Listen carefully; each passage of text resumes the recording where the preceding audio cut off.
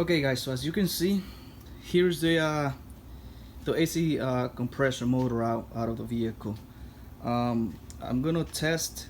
Now we're gonna be testing the coil. Okay, this is your AC compressor clutch right over here. You see how this spin freely? Okay, so usually you have the bearings here, right? And here is your clutch, right?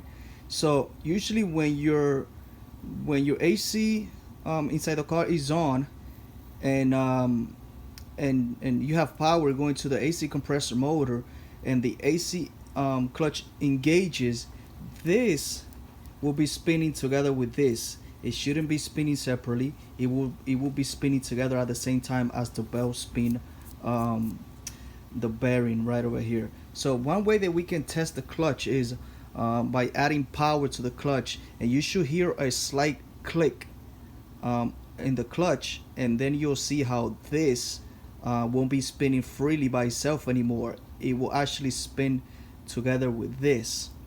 So to do this test, what I use is you can use a battery.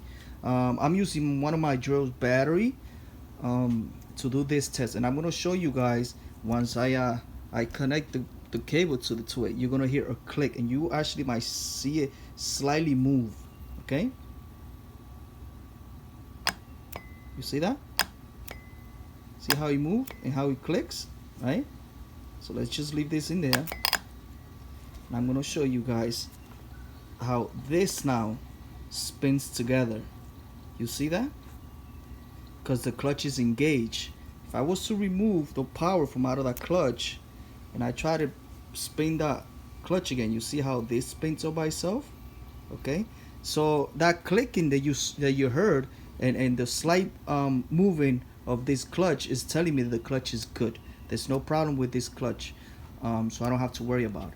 Now the other thing that I told you at the beginning of the video, if you remember, the two of the components that will most likely go bad before your compressor motor goes bad, it'll probably be either your clutch or it will be your compressor control valve, which is down here.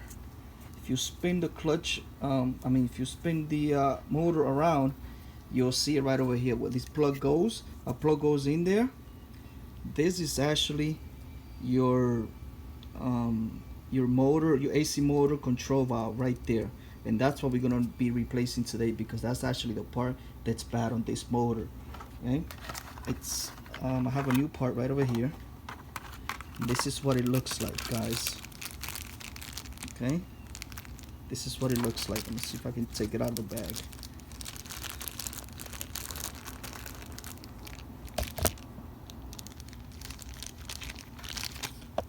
And this is what it looks like.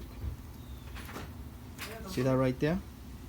That's your AC compressor control valve. That's the part that goes in there, just like that. Okay, now another thing I wanted to make sure that you guys know, when you guys are taking this compressor out, you have to make sure if you have any type of cardboard or anything that you can actually put into this in front of the radiator right there. Okay, this is highly recommended.